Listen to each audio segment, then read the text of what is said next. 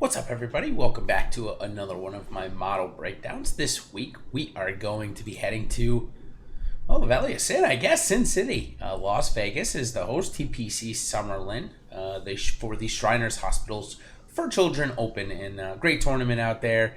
TPC Summerlin's a great, fantastic course, and if you haven't caught any of my other content, I'm sure a couple of you have, or a majority of you have. Obviously, one of my favorite courses to play on the video games, and it's a pretty good representation, so I feel like I know the course pretty well by this point. Keith Mitchell, who's in the field this week, actually, tweeted that out last year about one of the courses that was one of his favorite courses that he's ever played because he's played it so much, but he was referring to, of course, the video games growing up. So anyways, as I mentioned, this is my model breakdown here, and so we'll jump right in. And I've had at least one new face to the AwesomePlus.com site asking a couple of questions about the model. Hadn't seen the model quite yet and what exactly it does. So, of course, I'm going to just give a 40-second refresher of what exactly it means. So, the base rating model, that changes each and every week. You can see exactly how much each percentage of the points that the person is getting by going to the Algo Points tab and then scrolling over. So, for example, the approach for the base level stats right now is 22% of the total allocation of points. And then, of course, when you factor in, I do a multiple, so it actually ends up being that top number of about 16% this week. Again, this is just the base level ranking. Where I like to go is the make your own model. So it takes the base of the original base model ranking, and then you can tell it to do whatever you'd like to do. Focus on OWGR, focus on recent form, focus on odds, focus on yearly strokes gained, whatever you'd like it to do. Just change the numbers that you see here in the red. If you want to have a higher percentage, of course, than the base model, you certainly can. My formulas are a little indifferent this week, but hopefully you get the understanding of what we're doing with the base rating model and, of course, the make your own model. So, all right, moving left to right quickly. This is the strokes gained for the years, 19 and 20. So 20 will only have 3 starts, but gives you a good indication of where people are over their first 3 starts in what they've played, because Cantlay didn't putt very well last week, obviously. He only played in 1 round. So now we had the other statistical measures left to right. More traditional stats for people that like to favor those and don't think strokes gained are a good measure, which haven't come across too many people that don't say they don't like the measure. Maybe it's not foolproof strokes gained, but it's pretty darn good. Approach proximity, and then, of course, recent form, course history, and DraftKings points.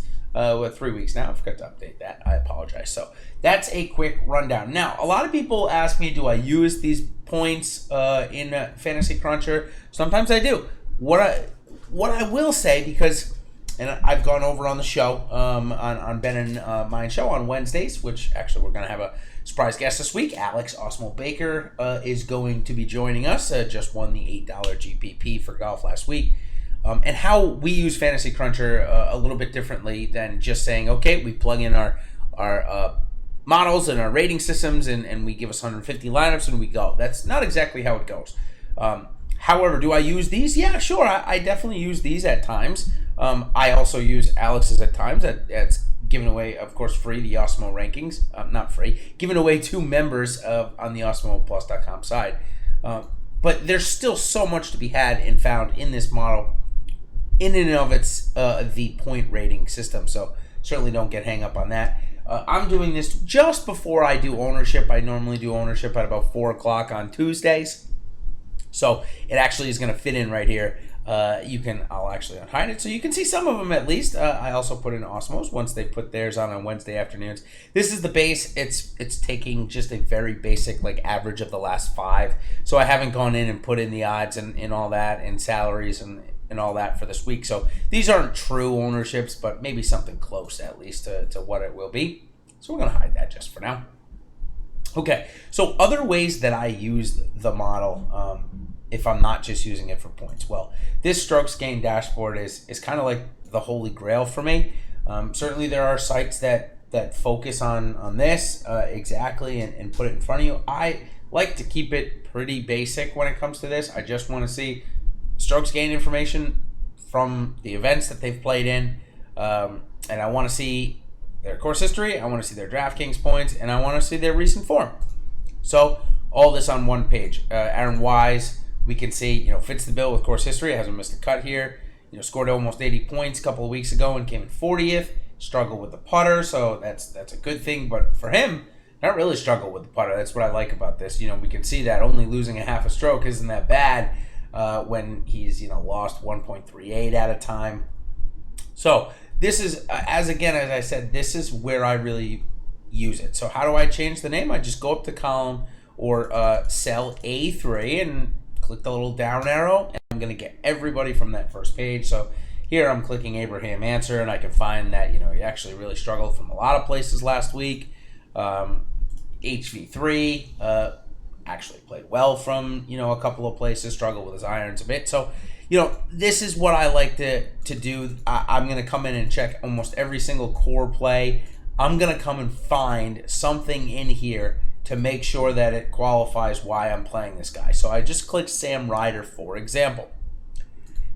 Okay, why would I ever play Sam Ryder? Well, for example, course history. That's a check. Came in third here last year. That's pretty good. DraftKings points. He scored over 70 points at one point, so that covers the 10x value.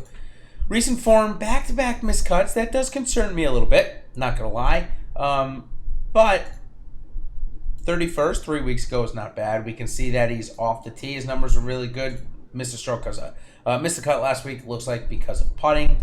Minus 1.2 on average for the 2 rounds, so the 2.4 strokes for the 2 days. So, again, gives me a tool. And eventually I'm developing a test here, so I always like to add things to this, developing a test that instead of me reading this out to you, you can be able to see it right here. DraftKings points is a check. Course history is a check. Recent forms a check. Strokes gained is a check. And if not, there'll be an X there, obviously. So developing that test takes me a little time. I'm not an expert with Excel by any stretch, but certainly good enough to at least put this in front of you. So last thing I'm going to cover here on the model breakdown is the individual tabs. So if you want to just go see if you're just focusing on betting for this week and you want to go look at the odds and nothing else on the board, you can go and do that. The right-hand column, of course, is just their allocation of points to the overall model that they're getting from the given statistics. So in odds, Brooks Koepka is getting 30 ranking points towards the overall model ranking. So what I've done there, is it a point projection system? Well, I wouldn't say scientifically it is, but I am trying to emulate what I expect these top guys to be able to get to. But by no stretch of the imagination is it scientific, and certainly don't want to claim that. However, it's just a good indication of what you can expect to see in the scoring for the week based on historical averages of the tournament. I think that's important to bring up. So you can go all the way across to approach proximity. You can see also in individual each tabs, people ask me all the time, does your rankings change in each field at different tournaments? And the answer is absolutely yes. So you can see what my rating for approach proximity is. You can go see that, of all of these, it's 4 or 5 parts on under 125 yards, which I believe is very important this week. So again, you can play with this. When you download it onto your hard drive, you can do whatever you'd want with it. Play with it. If you're better at Excel than me, then maybe you can turn this into something really cool. However, I like what I have in front of me, and hopefully, for the time being, you guys have as well. I'll try to do these each and every week. This was the Shriners Hospitals for Children Open out in Las Vegas. Hope you guys enjoyed it. Cheers.